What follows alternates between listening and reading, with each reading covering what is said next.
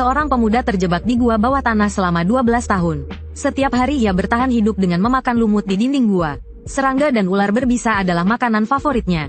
Ia akan memukulnya hingga mati dan langsung menelannya mentah-mentah. Ia tak tahu berapa lama lagi ia akan terjebak di sini. Pintu gua tertutup rapat oleh batu besar. Setiap hari ia melatih tinjunya 30.000 kali dan tendangan cambuk 10.000 kali. Dan ia hanya menggunakan kaki kirinya yang cacat. Ia yakin suatu hari nanti ia akan bisa menembus batu itu dan melihat matahari lagi.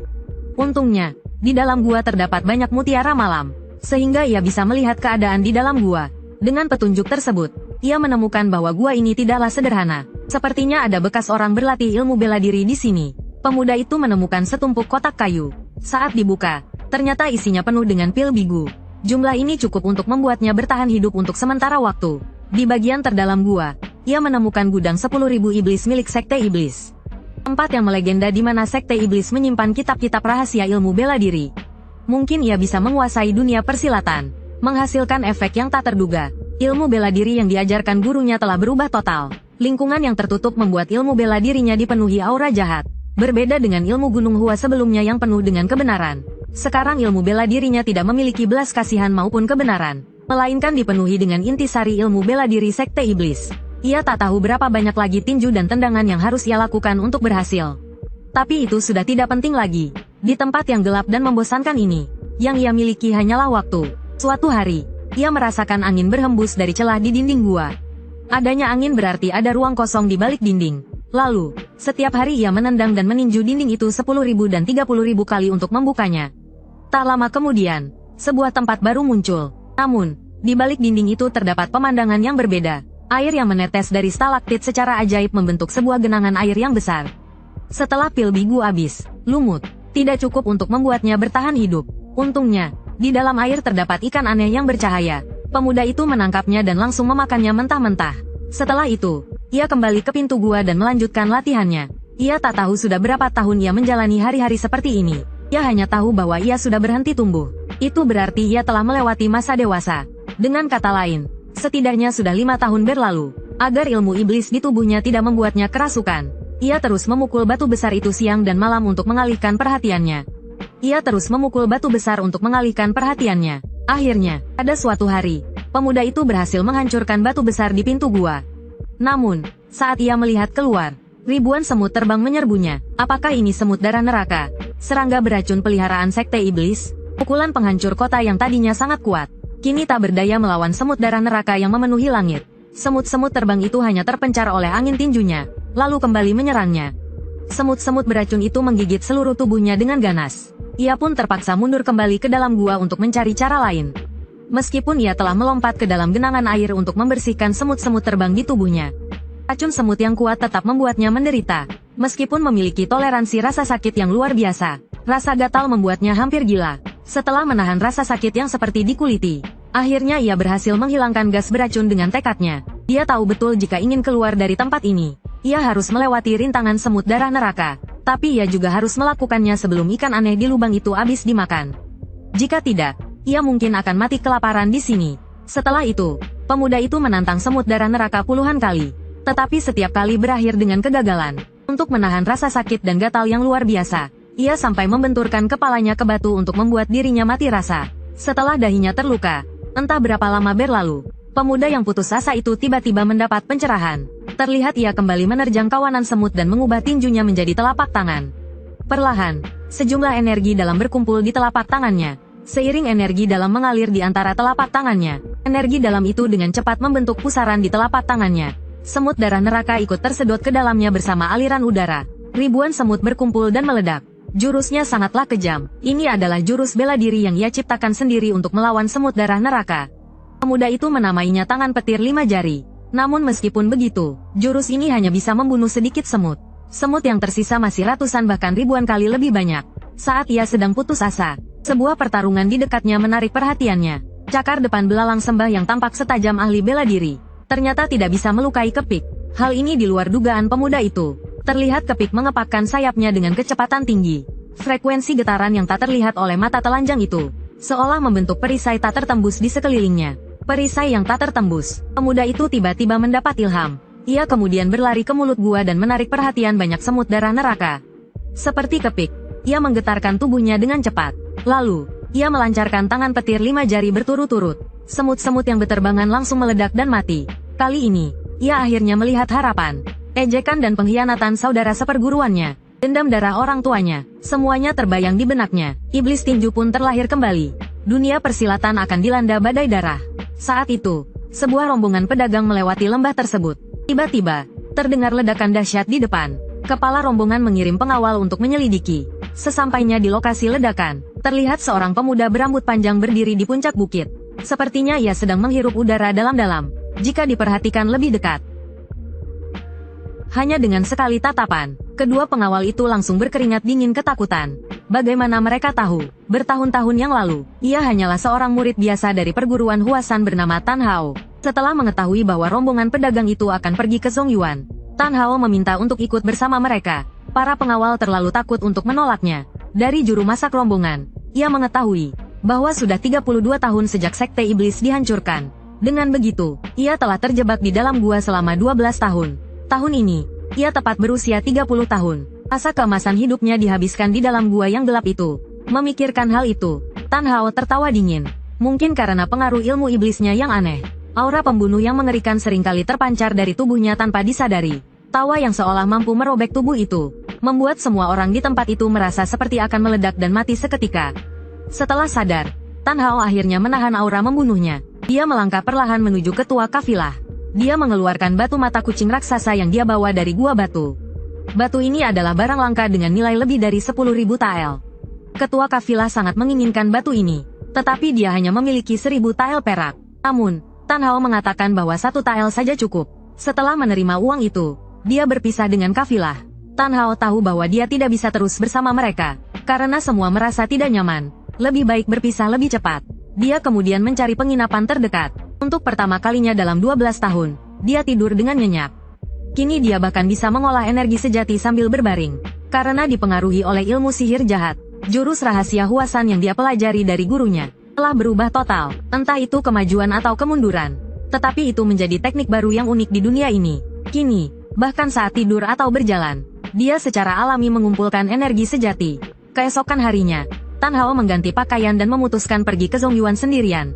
Ini, dia ingin melihat, apakah mereka yang mengkhianatinya dulu akan merasa bersalah saat melihatnya lagi. Tiba di peternakan kuda, Tan Hao langsung tertarik pada seekor kuda hitam. Kuda itu memiliki aura yang mendominasi, melampaui kuda lainnya, yang sangat cocok dengan kepribadian Tan Hao. Kuda hitam itu tampaknya juga sangat puas dengan Tan Hao. Mereka seperti teman lama yang telah lama tidak bertemu, langsung menjadi akrab. Kuda yang biasanya sangat agresif terhadap orang lain, menjadi sangat jinak di hadapan Tan Hao. Mereka berdua seolah ingin melampiaskan semua kekangan, berlari bebas di padang rumput dan pegunungan. Namun, bau darah yang tajam menarik perhatiannya. Dia mengikuti baunya, hingga dia menemukan pemandangan mengerikan dengan mayat-mayat berserakan. Melihat bendera di sana, dia tahu itu adalah kafilah pedagang yang dia ikuti kemarin. Semua orang tewas dengan cara yang sangat tragis. Tampaknya mereka tidak dibunuh seketika. Mereka disiksa hingga mati. Di antara kerumunan, dia menemukan seorang juru masak yang sekarat. Dari mulutnya, dia mengetahui bahwa ini adalah perbuatan perampok kuda. Mereka bahkan menculik putranya, Zhen Bao. Mendengar ini, kemarahan Tan Hao langsung meluap. Bagaimanapun, Zhen Bao adalah teman pertama yang dia temui setelah bebas. Dia bahkan memasakkan hidangan lezat yang sudah 12 tahun tidak dia rasakan. Hanya karena hubungan itu, Tan Hao merasa dia harus menyelamatkan Zhen Bao. Lagi pula, ini juga bisa menjadi latihan baginya. Di sebuah markas di pegunungan, pemimpin perampok sedang mengagumi batu mata kucing yang baru mereka rampas. Tanpa menyadari bahwa ini adalah terakhir kalinya mereka melihat barang berharga. Karena bosan, mereka memaksa para pedagang untuk saling bunuh. Jika menolak, mereka akan dipukul hingga mati. Akhirnya, mereka memaksa Zhen Bao untuk membunuh seorang tetua yang dekat dengannya. Saat Zhen Bao hampir menyerah, sebuah suara gemuruh yang dalam membuat semua orang marah. Mereka melihat ke arah suara itu. Tampak dari jauh, seorang pria dengan kudanya berjalan perlahan. Auranya begitu kuat seperti dewa pembunuh turun ke bumi. Semua orang mundur ketakutan karena tekanan itu. Pemimpin perampok gemetar hebat. Keringat dingin mengucur deras. Belum pernah sebelumnya mereka bertemu dengan aura seperti ini. Bahkan langkah-langkah kakinya yang terdengar lembut, sudah membuat para perampok merasa jantung mereka akan meledak. Pemimpin perampok menjadikan Zhen Bao sebagai sandera, berusaha memaksa Tan Hao untuk menyerah.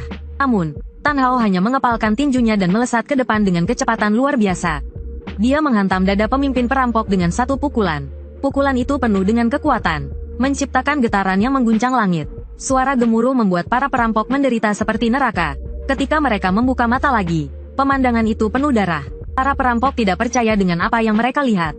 Namun, mereka jelas belum memahami kenyataan di depan mereka. Mereka berpikir jumlah mereka yang banyak bisa mengalahkan Tan Hao. Tan Hao dengan tenang menyuruh Zhen Bao untuk membalikkan badan. Dia kemudian melesat sendirian ke tengah-tengah perampok. Yang terjadi selanjutnya adalah momen epik Tan Hao. Pertempuran itu seperti neraka di dunia manusia. Darah dan daging beterbangan. Jeritan terdengar di mana-mana. Kekuatan Tan Hao yang luar biasa membuat sedikit yang tersisa tidak berani mendekatinya lagi. Mereka berlutut memohon belas kasihan. Tan Hao mengepalkan tinjunya yang berlumuran darah.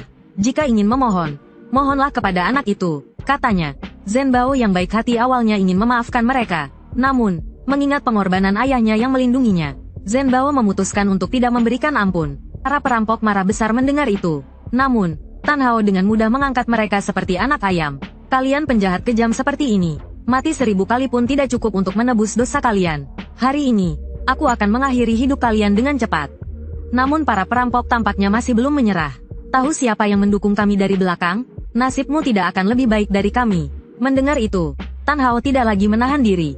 Dengan satu pukulan penuh kekuatan, dia membuat tubuh mereka meledak berantakan.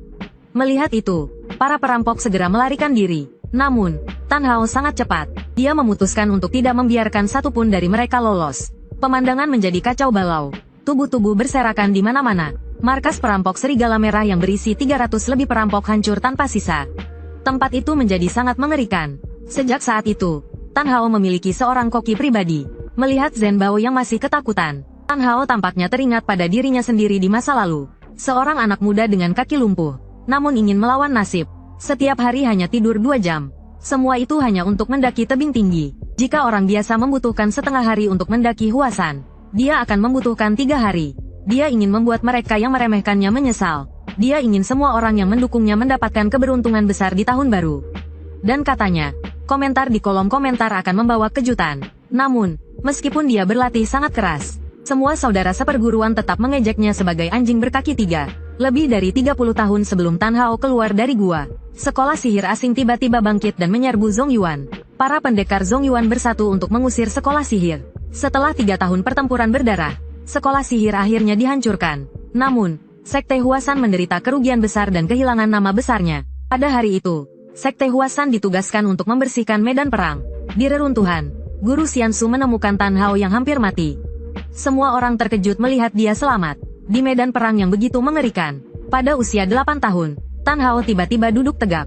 Tubuhnya penuh dengan paku kayu, dan dia meludahkan gumpalan kain berdarah. Melihat perampok di sebelahnya yang penuh dengan bekas gigitan, Tan Hao sendiri bahkan tidak percaya pada matanya. Sejak itu, Guru Xiansu menerimanya sebagai murid.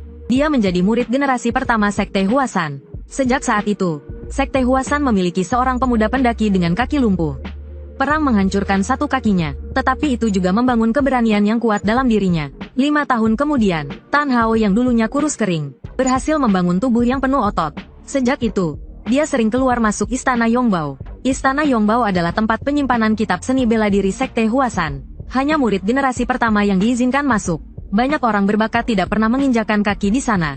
Menurut mereka, pemuda lumpuh ini hanya menyia-nyiakan harta karun. Namun, Tan Hao yang telah membolak-balik semua kitab, tidak menemukan satupun yang cocok untuknya. Hanya jurus dasar yang bisa dia pelajari. Sejak itu, dia menganggap Zue Shou, Fu Hukuan, dan Liu Hekuan sebagai harta karun. Beberapa gerakan sederhana, dia ulangi jutaan kali. Bagi orang lain, itu mungkin tidak berharga. Tetapi bagi Tan Hao, itu adalah segalanya. Yang disambut lagi adalah penghinaan tanpa akhir dari para saudara seperguruannya. Namun, Tan Hao sudah terbiasa dengan itu. Dia percaya suatu hari nanti, dia akan membuat mereka yang meremehkannya menyesal. Dia akan membuat gurunya bangga. Semua ini dilihat oleh Guru Xiansu. Awalnya, Xiansu ingin membujuknya menyerah pada seni bela diri, dan fokus mendalami ajaran Tao bersama dirinya. Namun, ketekunan Tan Hao yang kuat seperti batu karang, akhirnya membuat Xiansu sangat terkesan. Mungkin sudah saatnya, untuk memberinya kitab rahasia itu.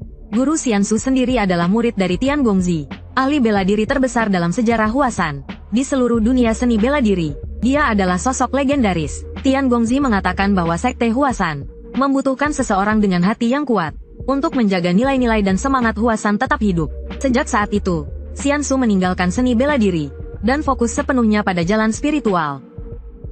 Namun, dia menguasai seluruh kitab Huasan dengan sempurna.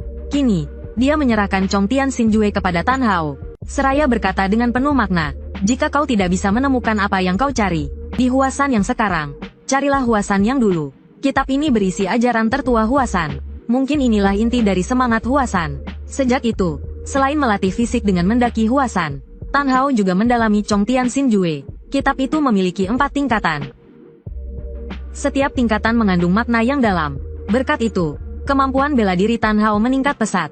Suatu hari, seorang murid junior menemukannya. Namun, murid itu tidak mengakui Tan Hao sebagai seniornya. Dengan sikap menghina, dia berkata kepada Tan Hao, "Xian Jian Zhenren, pendekar pedang terbaik Huasan, hari ini akan keluar dari pertapaannya. Dia akan mengadakan kompetisi di Istana Zhenwu. Pemenangnya akan mendapatkan ajaran rahasia dari pertapaannya. Ini adalah kesempatan langka untuk mengubah nasib." Namun, ketika Tan Hao tiba di Istana Zhenwu, semua orang mengejeknya. Mereka tidak tahu bahwa pertempuran hari ini